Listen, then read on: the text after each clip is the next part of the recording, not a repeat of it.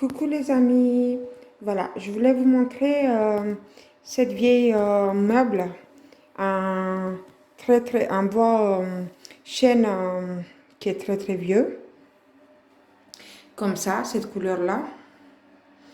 En fait, je voulais le rénover. Il y a des tiroirs là-bas en haut, il y en a 3.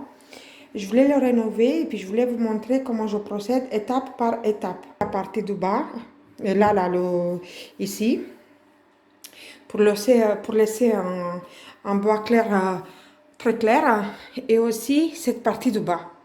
C'est tout. Tout le reste, je dois peindre en blanc. Donc, je vais aussi l'enlever forcément les portes avec cette côté-là pour protéger. Je vais aussi l'enlever ça. Donc, tout simplement, on éloigne un tout petit peu. Il y a des petits clous qui sont juste là. Et puis, ça s'enlève toute seule. Voilà, donc la première étape de cette meuble, c'est de le dégraisser. De le dégraisser à fond et de le laver et laisser sécher correctement le meuble pour qu'il est propre.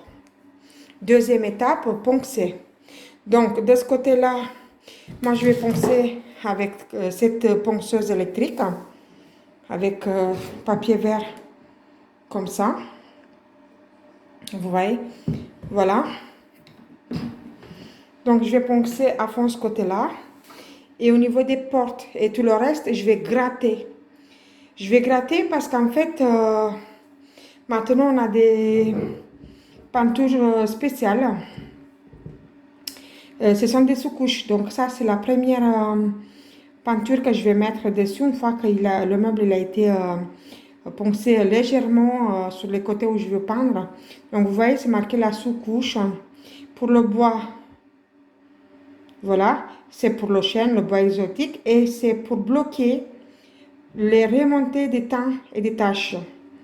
C'est pas facile si on ne pense pas assez. Il y a toujours ce teint-là, cette couleur-là qui sortira à travers la peinture. Et maintenant, il y a des peintures qui sont spéciales pour ça, pour les taches. Voilà. Donc, moi, je l'ai acheté à Leroy Merlin. Et puis, ensuite, il y a la peinture blanche, pareil, de la même marque que je vais mettre après la couche. Et à la fin, mais vous allez voir parce que je vais vous montrer, étape par étape, et je vais venir fixer la peinture avec cette protection qui, elle, à l'intérieur, c'est incolore pour les surfaces peintes. Voilà, donc je vais même mettre sur cette partie où je pense forcément c'est pour protéger aussi que s'il y a de l'eau qui arrive sur cette partie-là, qu'il n'y a pas de taches.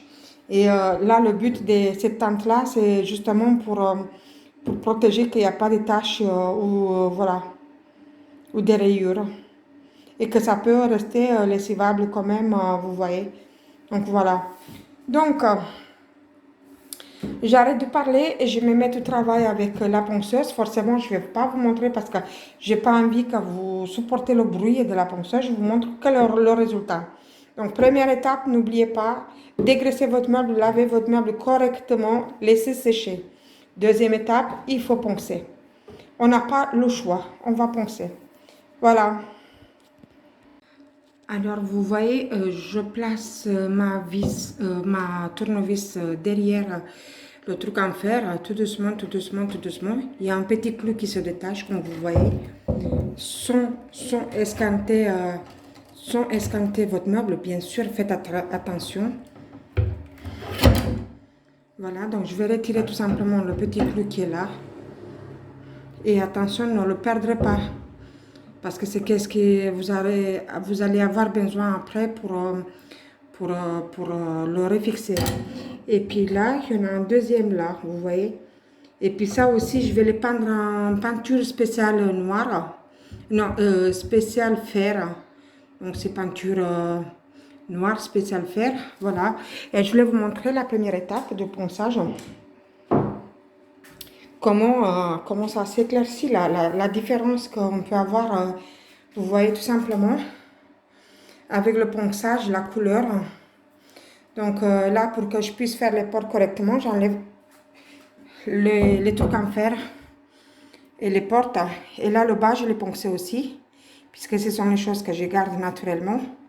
Et tout le reste va être peinte. Donc voilà. Par terre, vous voyez la poussière jaune. C'est en fait toute la tente qui a été mise sur le bois. Voilà. Regardez en haut. Première couche, parce que je vais faire 2 fois le ponçage pour vraiment l'avoir bien comme il faut.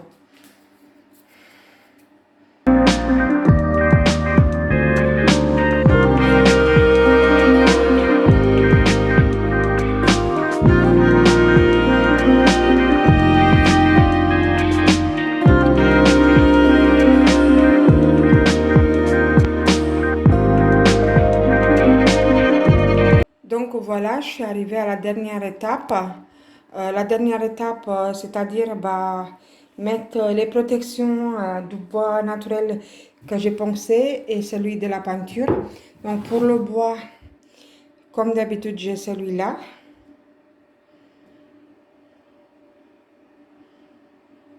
Voilà, donc pour le bois que j'ai décidé de garder celui qui est poncé.